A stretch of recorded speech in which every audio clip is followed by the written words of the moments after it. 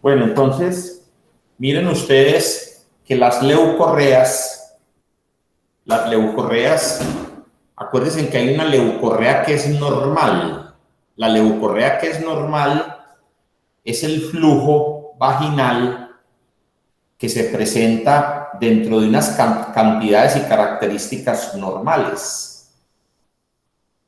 Entonces, vamos a ver qué es lo anormal dentro de las leucorreas y qué es lo que me puede ocasionar de pronto alguna patología, que eso es lo que yo quiero que ustedes miren. Vamos a mirar entonces, ¿quién me quiere decir qué es una leucorrea anormal?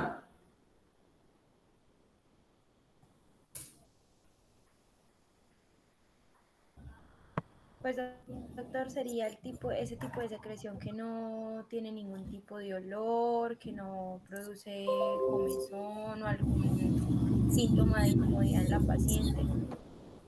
Sí, eso es más o menos que no tenga ninguna característica y una cantidad. No vamos a cuantificar la cantidad porque es muy difícil, pero digámoslo así, que una leucorrea fisiológica más o menos es de 1 a 4 mililitros en 24 horas.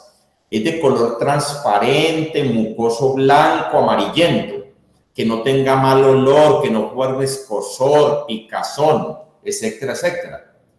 Esa leucorrea viene de un exudado endocervical, de las células escamosas que normalmente nosotros, las mujeres tienen en vagina unas bacterias que son habituales allá, es la flora bacteriana normal.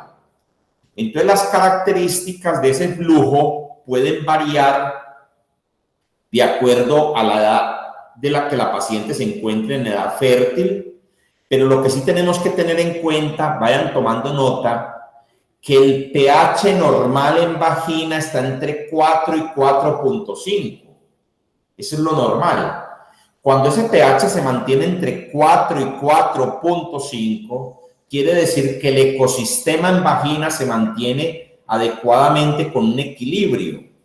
Y esos pHs empiezan a cambiar antes de la menarquia, en la posmenopausia, y varían subiendo hasta un pH de 4.7, favoreciendo más que todo la proliferación de algunas bacterias que están allí como comensales, que eso es como normal.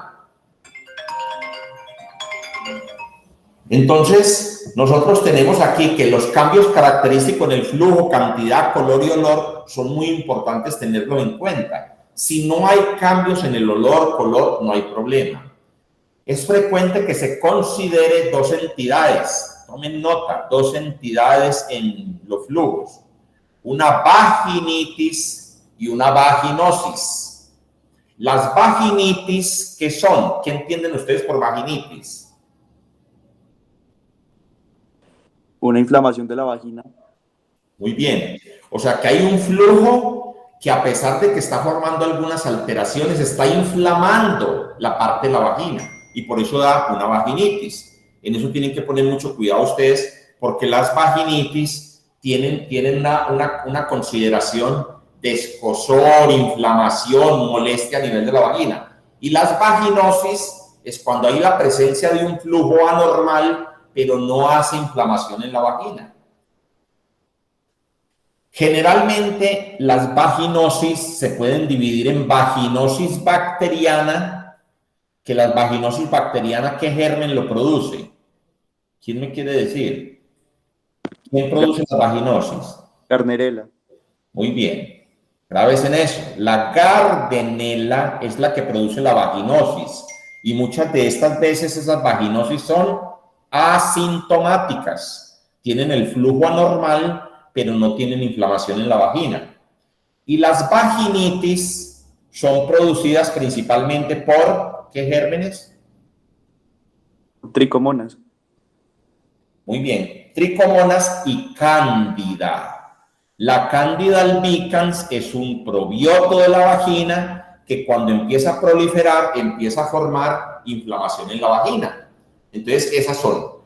Hay otras causas que de pronto no son tan frecuentes para producir las vaginosis o las vaginitis, pero también se pueden presentar. Hay otro germen muy común, grábenlo, tomen nota, la clamidia. La clamidia es un germen muy propio de las infecciones vaginales, a veces sintomáticas o asintomáticas.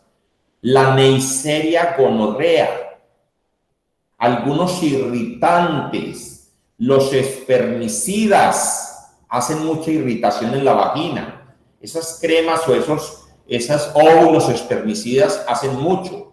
Los desodorantes o los jabones íntimos irritan mucho la vagina. Las alergias al látex, por ejemplo, las alergias o al panty. O hay unas leucorreas que se pueden llamar las leucorreas fisiológicas. Pero siempre tengan en cuenta que cuando una leucorrea está presente, hay que buscar la causa. Y a veces hay hasta un 30% de causas inespecíficas en las leucorreas. Entonces, en esas leucorreas también tenemos herpes simple, me puede producir flujos. Las higienes inadecuadas, cuando las mujeres se bañan inadecuadamente. Los anillos para planificar, lo que decíamos, el anillo vaginal pero como método de planificación. El DIU puede aumentar la leucorrea. Eso sí es. Las vaginitis atróficas, que principalmente dan en el periodo perimenopáusico. En los pospartos, por la deficiencia hormonal. Y así sucesivamente. Entonces, hay muchas causas que me pueden producir. Yo les voy a poner un caso.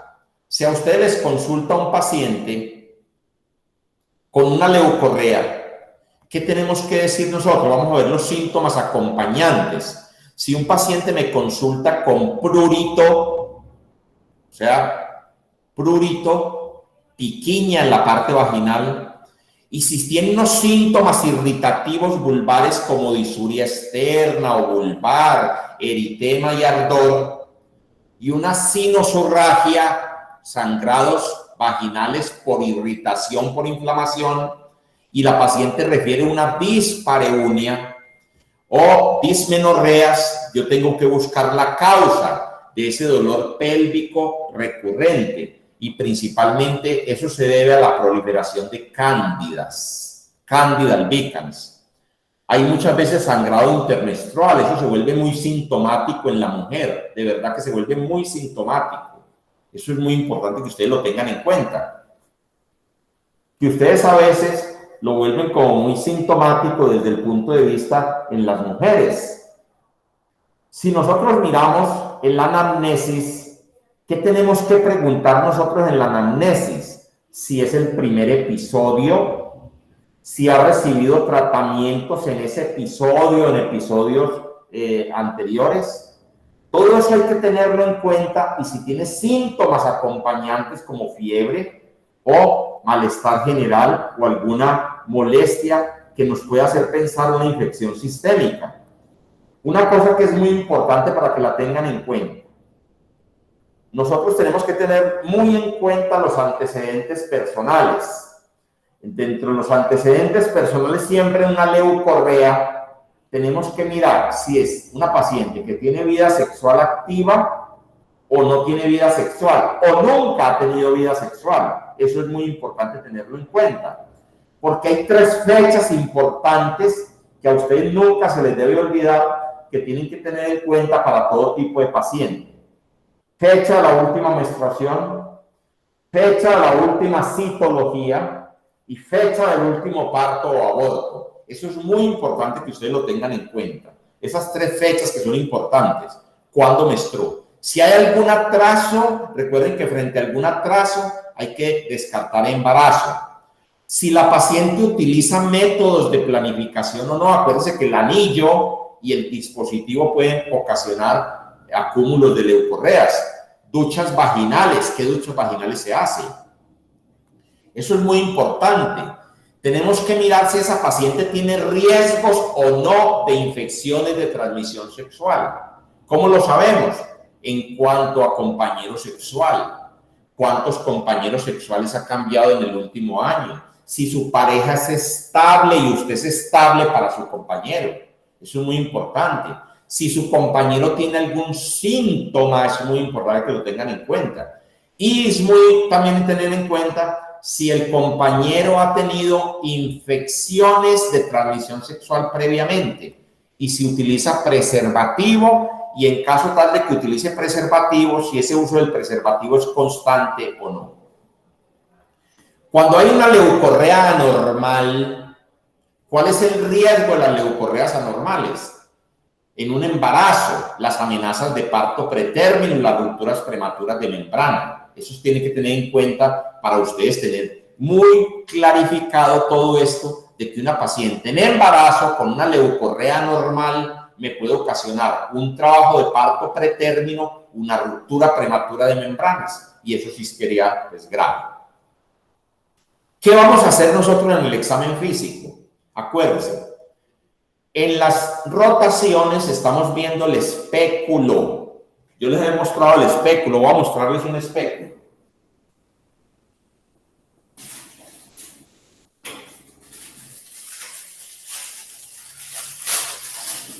Miren ustedes aquí un espéculo. Los que han hecho la rotación aquí con nosotros, les hemos mostrado y han tenido la posibilidad de tocar el espéculo. Mire el espéculo acá. Este espéculo tiene la forma de la vagina con facilidad para introducirlo, lubricado, y cuando aquí miren, esta es la vagina, aquí está la vagina, yo entro el espéculo y siempre busco el cuello hacia atrás y abro el espéculo. Y aquí con este aparatico lo fijo para que el espéculo no se me cierre. Entonces el espéculo allá queda abierto para yo visualizar cómo está desde la vulva, la piel vecina, si hay eritema, si hay edema, si hay fisuras, si hay escoriaciones o si hay otras lesiones, por ejemplo, los condilomas acuminados. Ojalá que tengamos oportunidad de ver los condilomas acuminados. Eso lo vamos a ver nosotros más adelante en las prácticas que podamos ver. Luego, entonces, la especuloscopia, ¿qué me va a ver?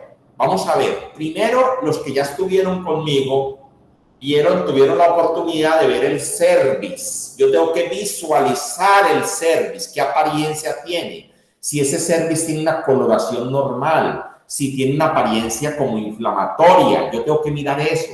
Si ese cervix, cuando el espéculo lo toca, sangra fácilmente. Si tiene etropion, que son las lesiones que dan en el cuello.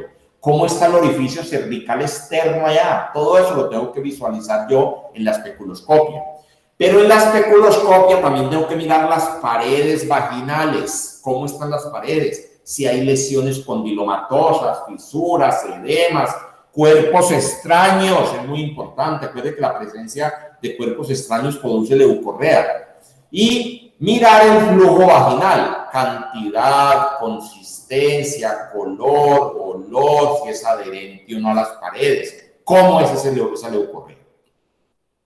Luego, en ese mismo sentido, en el examen físico, cuando ya visualicé, hice especuloscopia, voy a hacer un tacto vaginal.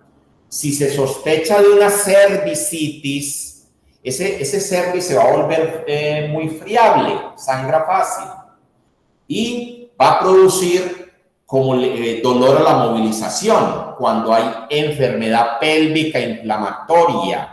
En las enfermedades pélvicas inflamatorias uno introduce el dedo para tocar el cervix y al movilizarlo hay dolor a la movilización de cervix. Es una enfermedad pélvica inflamatoria. Yo hago tacto bimanual, abajo y arriba, para cuantificar más o menos el tamaño del útero. Miro a ver si hay dolores sobre los anexos. Los anexos no se deben tocar, no se alcanzan a tocar. Pero si hay dolor y hay palpación, hay que buscar la causa. Si hay presencia de masas pélvicas, etc. Yo tengo que buscar todo eso, que es muy importante. Entonces, si ustedes encuentran, digamos, un flujo blanco, grumoso, adherente, espeso y no fétido, y el paciente está quejándose de síntomas irritativos, como disuria vulvar, eritema y ardor, ¿en qué puedo pensar? Repito, flujo blanco, grumoso, adherente, espeso, no fétido. Y la paciente tiene síntomas irritativos como disuria, vulvar, eritema, ardor. ¿Que estamos sospechando de qué? Una vaginitis. Por una ¿Por qué germen? una Garnierela. Una cándida, doctor. Por cándida. Acuérdense que la vaginosis no inflama la vagina, no forma signos irritativos y el flujo no irrita la vagina. Entonces esto es una cándida. Puedo pensar, hay dos entidades, dos patologías que me pueden producir vaginitis. Grábesela. Candidiasis y tricomoniasis, esas dos van a tener síntomas irritativos, pero el flujo es diferente. Les repito, flujo de cándida, blanco, grumoso, adherente, espeso, no fétido. Puede semejarse como leche cortada, así puede ser el flujo. Entonces es cándida. ¿Cómo hago el manejo de la candidiasis? Se maneja con clotrimazol. El clotrimazol no viene sino vaginal.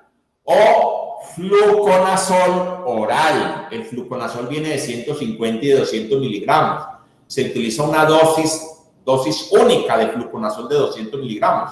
Y se puede repetir si esa vaginitis es recidivante. ¿Me entendieron ese flujo? Entonces, lesiones eritematosas, muy sintomáticas, flujo blanco, grumoso, adherente, como leche cortada. Eso es cándida. ¿Me lo entendieron? Sí, doctor. Muy bien. Entonces, esa es la cándida, no les queda duda, esa es la cándida. Si es una cándida complicada, hay que buscar enfermedades de transmisión sexual como el HIV, porque la paciente está inmunosuprimida y la cándida aprovecha siempre la proliferación en las inmunosuprimidas. Entonces tengan en cuenta eso. Si usted encuentra, ojo a esto, usted encuentra una leucorrea, paciente que además que tiene el flujo, tiene sinusurragia, disuria uretral, dolor pélvico, da más por dolor pélvico y es un dolor pélvico reciente, y tiene factores de riesgo para ITS, y al examen físico observamos secreción cervical. Mire qué diferente. Mucopurulenta. Y hay sangrado fácil del endocervix con la manipulación fácil de eso. ¿Qué puedo pensar yo? Que esa paciente tiene una cervicitis y que esas cervicitis pueden ser o por clamidia o por gonococo. ¿Me entendieron eso? Cuando la paciente está quejándose de dolor pélvico de aparición reciente y yo veo que hay un flujo de secreción cervical mucopurulenta como pus, eso generalmente es una cervicitis. Y las cervicitis necesitan tratamiento porque las cervicitis son las que me producen la enfermedad pélvica inflamatoria posterior. Sospechar entonces clínicamente la cervicitis. Se hace un frotis un frotis. Y si yo encuentro más de 10 polimorfonucleares por campo, diplococos gram negativos intracelulares, entonces hago el diagnóstico de Neisseria. Y el tratamiento de Neisseria se hace, el tratamiento se hace con penicilina procaínica. Es la única que le serviría para eso, penicilina procaínica. ¿Listo? Entonces, esta cervicitis también ¿con qué la puedo tratar? Graves en este otro tratamiento que es muy importante. Dentro de las tetraciclinas, nosotros tenemos un medicamento que es muy útil en la cervicitis y en las enfermedades pélvicas inflamatorias. Ese medicamento se llama doxiciclina. Doxiciclina. Se utiliza para la cervicitis y las enfermedades pélvicas inflamatorias. Doxiciclina. La doxiciclina viene de 100 miligramos. Y se da una cada 12 horas entre 5 y 7 días. Ese es el tratamiento de la cervicitis o las enfermedades pélvicas inflamatorias, ya sea por clamidia, la clamidia le pega muy bien la doxiciclina, o por Neisseria. Y le podemos agregar una quinolona como la ciprofloxacina de 500 miligramos dosis única. Entonces, las guías lo que recomiendan para la cervicitis es doxiciclina cada 12 horas entre 5 y 7 días y una ciprofloxacina de 500 miligramos dosis única. Ese sería el tratamiento de la cervicitis. ¿Queda claro? ¿Sí les queda claro? Doctor, ¿cuál es la dosis de la doxiciclina? La doxiciclina viene cápsulas de 100 miligramos, no viene sino en oral, cápsulas de 100 miligramos. Y se da cada 12 horas entre 5 y 7 días. Listo. Excelente tratamiento. Da muy buen resultado esa doxiciclina. Si yo encuentro, entonces, otra cosa importante, si encuentro un flujo vaginal más dolor a la movilización del cervix, ¿qué es eso? ¿Qué patología es? Cervicitis. No, ya dijimos que la cervicitis cuando tiene el flujo mucopurulento, pero no hay dolor a la movilización. Cuando hay dolor a la movilización es una EPI. EPI, enfermedad pélvica inflamatoria. Perfecto. Las enfermedades pélvicas inflamatorias, ¿cómo se van a tratar?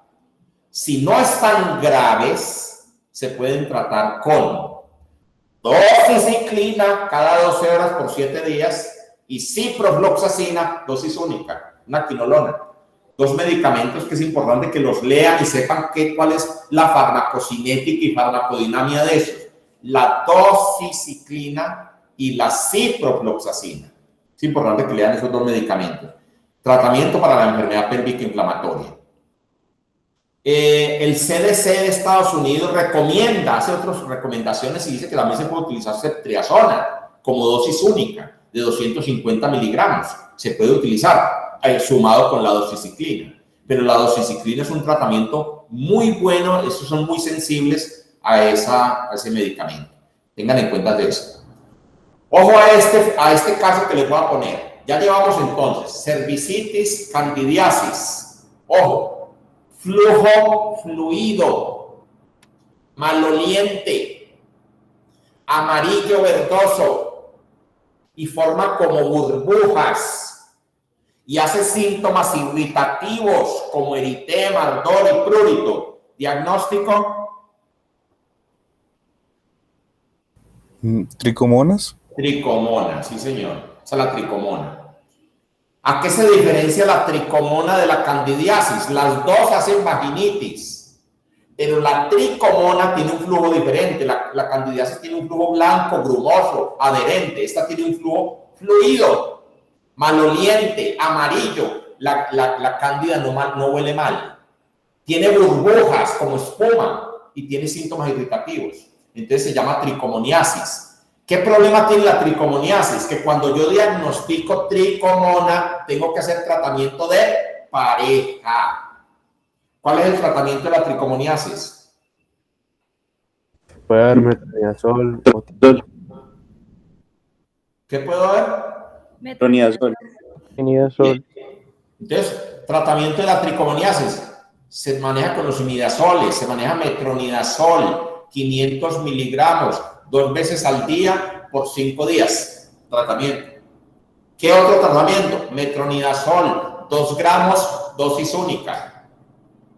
Listo. Las tabletas vienen de 500 miligramos. Yo puedo tomar 4 tabletas juntas y se acabó. O puedo tomar una tableta cada 12 horas por 5 días. La mujer y la pareja. En la tricomoniasis, grábese y ustedes lo van a ir a buscar ahora. Hay unas lesiones que dan en cuello, lo que pasa es que no tuve forma de presentarles, pero hay unas lesiones en cuello que son muy características como lesiones en fresa. Es un cuello como afresado. Esa es la tricomoniasis. ¿Sí ven ustedes? Esa es la tricomoniasis, para que tengan en cuenta ustedes, pues. Entonces, ojo pues con el metronidazol, es la dosis indicada. Casos especiales para estas leucorreas en embarazos. Señora. Aparte del metronidazol, ¿cuál era el otro medicamento?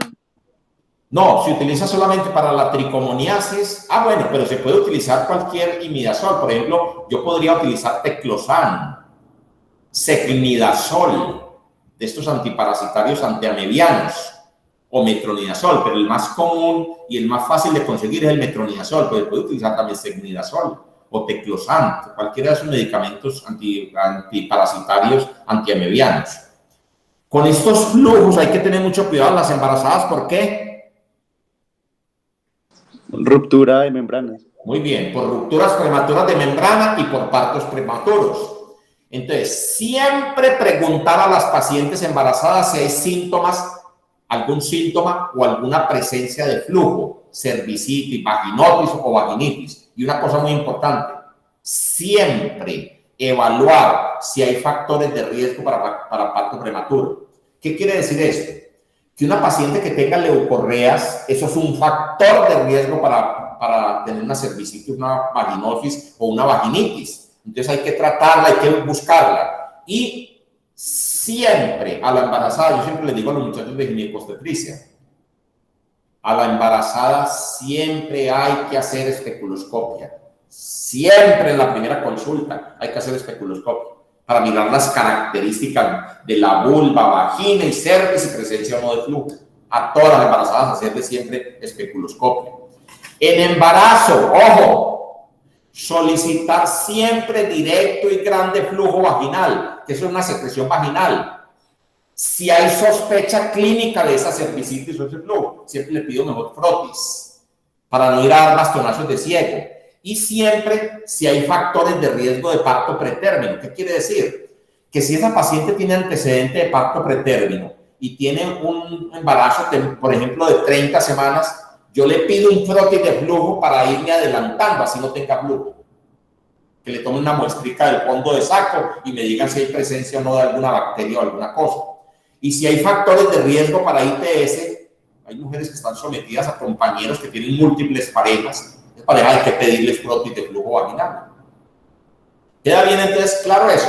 ¿Cómo se manejaría en las embarazadas? Igual, yo tengo que empezar a manejar. Lo que pasa es que la ciprofloxacina no se puede dar en el embarazo, ni yo doy para el manejo de la doxiciclina. Entonces, yo daría para la embarazada, tendría tratamientos locales con óvulos.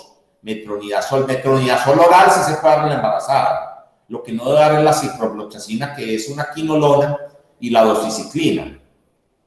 Recuerden que la mayoría de las ITS son asintomáticas en los flujos. Eso tenganlo en cuenta ustedes muy bien. Entonces, siempre que ustedes tengan un dolor abdominal bajo en hipogastrio, tienen que tratar siempre de meter como diagnóstico diferencial la EPI. Entonces yo tengo que diferenciar una vaginitis, una EPI, una apendicitis, una cervicitis, un embarazo ectópico. Yo tengo que hacer diagnósticos diferenciales, pero la EPI siempre tenerla en cuenta. Les pregunto, ¿será posible que una mujer que no tiene vida sexual tenga enfermedad pélvica inflamatoria? Sí, doctor. Sí, doctor. No. Las EPIs se consideran enfermedades de transmisión sexual. O sea que no es posible que una mujer tendría que estar muy inmunosuprimida para que la microbiota vaginal suba y le haga una enfermedad pélvica. Siempre las EPIs se relacionan con vida sexual activa, para que tengan en cuenta eso. ¿Cómo vamos a manejar entonces? ¿Qué es una enfermedad pélvica inflamatoria? Es una infección del tracto genital superior femenino que puede subir al endometrio, a las trompas, a los ovarios e incluso puede salirse hasta el peritoneo. Una enfermedad pélvica inflamatoria complicada puede hacer un absceso abdominal y necesita una cirugía, una laparotomía. Hay que poner mucho cuidado con eso. La incidencia de las enfermedades pélvicas inflamatorias podría estar más o menos alrededor de entre 100 mujeres, 3 tienen enfermedad pélvica inflamatoria con vida sexual activa. Pero miren este dato que les voy a dar. Tiene una recurrencia del 25%. ¿Qué quiere decir? Que el que le da EPI es muy fácil que le recurra a la enfermedad. ¿Cuál es el peligro de yo no diagnosticar y tratar una enfermedad pélvica inflamatoria? ¿Qué me quiere decir?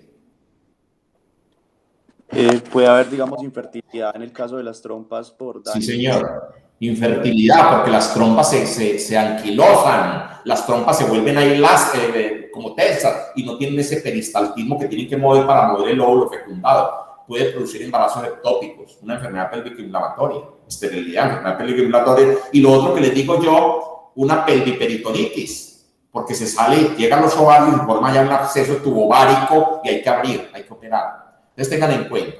¿Qué factores de riesgo hay para la EPI? Factores de riesgo, díganme algunos. Gonococo. ¿Cuál? Pues, Múltiples compañeros sexuales. Eso, Camilo, muy bien. Múltiples compañeros sexuales. Otro, DIU. Si yo coloco el DIU, eso es un factor de riesgo. Otro factor de riesgo, ya lo dije, epiprevia. Es que yo tuve... parejas con enfermedad de transmisión sexual. Entonces hay que tener en cuenta eso. Las inseminaciones artificiales o algunos procedimientos. Es que a mi mamá le tomaron una biopsia al endometrio y resultó con una EPI. Claro, eso sí es posible. Mire que esa EPI no está relacionada con la vida sexual, pero sí con una instrumentación que le hicieron allá en el cervix o alguna cosa. Esas duchas vaginales muchas veces pueden subir esos gérmenes hacia arriba, entonces pueden pasar. Para el diagnóstico clínico, ojo, hay unos criterios que se llaman los criterios de Swift, y esos criterios de Swift da unos criterios mayores y menores. Miren los criterios mayores, que son muy sencillos: dolor abdominal en hipogastrio, dolor anexial y dolor a la movilización de cervix. ¿Me entendieron? 3 criterios mayores de Swift son dolor abdominal bajo, dolor anexial en los anexos y dolor a la movilización del cervix. Y hay unos criterios menores que son fiebre, si ahí tiene fiebre mayor de 38, si tiene leucocitosis mayor de 10.000, ojo, criterios menores. Si tiene una velocidad de sedimentación globular mayor de 15, si hay pus cuando yo punciono o manipulo, si hay masa palpable visible en ecografía, si hay cultivo por gonococo o clamidia. Entonces, si yo tengo los 3 mayores y uno de estos menores, hago el diagnóstico de enfermedad pélvica inflamatoria. O sea que para que haga diagnóstico de enfermedad pélvica inflamatoria tienen que estar los 3 mayores, que son dolor en hipogastrio, dolor en ambos lados como en anexos y dolor a la movilización del cervix. Esos son los criterios mayores. Y los menores, cualquiera de estos: leucocitosis, fiebre, velocidad de sedimentación globular aumentada, masa palpable o visible en una ecografía, cultivo por gonococo, por clamidia, etc. Todo eso, María. ¿Cuál es el tratamiento para la enfermedad pélvica inflamatoria? ¿Me lo recuerdan? Doxiciclina, 100 miligramos cada 12 horas. Sí. Y si es grave, ciprofloxacina. Y ceftriaxona, una dosis única. Esa es para la EPI, que no es complicada. La paciente que me llega con una enfermedad pélvica inflamatoria, que yo le hago el diagnóstico, que veo que no tiene fiebre, que no tiene una sepsis, que esa paciente se ve en buenas condiciones. El tratamiento es ese. Pero clínicamente, cuando hay que hospitalizar, hay que poner tratamiento parenteral. ¿Qué se debe poner? Ojalá sea un triconjugado. Grábeselo. Penicilina cristalina. ¿Qué me cubre la penicilina cristalina en coloración de Gram? Eran positivos. Gram positivos. Gentamicina. ¿Qué me cubre?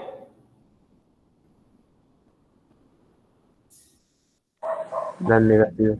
Gran negativos. Y metronidazol. ¿Qué me cubre el metronidazol? Anaerobios. Anaerobios. Muy bien. Ese es un tratamiento. Penicilina cristalina de cada 4 a 6 horas. Y B, gentamicina una vez al día y metronidazol 3 veces al día. O puede utilizar esta otra opción. Clindamicina, que viene en ampollas de 600 miligramos. Cada 6 horas le coloco una ampolla y esa me cubre gram positivos y anaerobios. Le pongo clindamicina y gentamicina. Y la gentamicina me cubre gram negativos. Ahí estoy cubriendo los 3. Estoy haciendo un tratamiento triconjugado. Entonces le repito: gentamicina más clindamicina sería completo. O penicilina, gentamicina y metronidazol. Y ojalá que cuando este paciente salga de esa crisis, que ya no está tan sintomático, que de pronto no hay que operar, que no tiene un absceso, lo que hay que hacer es mandarle la doxiciclina ambulatoria por 5 días. Bueno, muchachos, no sé si tienen alguna pregunta. Esa era la charlita de flujos. Les escucho cualquier inquietud. Doctor, en este caso, en las embarazadas que tengan una EPI, pero grave que ya sea sepsis, ¿el manejo también es igual? Mire, Carol, cuando una embarazada tiene una enfermedad pélvica inflamatoria, eso es muy grave, porque eso sería un aborto séptico. Esa señora hay que desembarazarla. Tiene un aborto séptico, hay que evacuarle ese embarazo. Entonces, por eso es tan peligrosa que esa paciente, esa infección que tiene una cervicitis a una embarazada se le suba, porque le hace un aborto séptico. ¿Qué tratamiento se haría entonces en ese caso? Como hay que desembarazar, lo mismo. Penicilina, gentamicina, metronidazol. Y así este embarazo, lo mismo. No hay problema. O clindagenta, lo mismo. Eso es lo que hacería. Gracias, doctor. ¿Alguna otra pregunta, muchachos? ¿Cuánto duraba el tratamiento ambulatorio de la doxiciclina de una 5 días. Después de que ya le demos salida, siquiera 5 días. Acuérdense que son entre 5 días y 7 días. Pero uno le da más que todo esos 5 días para prevenir. Acuérdense que la enfermedad pélvica inflamatoria tiene un problema, 25% hacen recidivas. Entonces, por eso se le da, y ojalá que se haga tratamiento de pareja. Listo, doctor, gracias. Listo. Entonces, acuérdense, para la cándida, clotrimazol, fluconazol. Para la tricomona, metronidazol. Para la cervicitis, se le da, generalmente es por clamidia, se les da doxiciclina, ciprofloxacina. Y para las enfermedades pélvicas inflamatorias, el triconjugado. O si es una enfermedad pélvica inflamatoria no complicada, con la doxiciclina y una dosis de ciprofloxacina tiene. ¿Listo? Doctor, una pregunta. En cuanto al ciclo menstrual, ¿cómo afecta la enfermedad pélvica inflamatoria, pues el ciclo, o no la afecta? Sí, la afecta. Acuérdense que al principio decíamos que produce más dismenorreas. Esa paciente envía con más cólicos. La dismenorrea. Las dispareunias. Se empieza a quejar de cólicos menstruales y dolor en las relaciones sexuales. Las sinusurragias, sangrado fáciles. Sangra muy fácil porque eso está inflamado. Pero en cuanto a los 28 y 32 días de menstruación. No varía el tiempo, no. Varía la sintomatología. Pero no hace variación porque no hay cambios hormonales. Listo, doctor.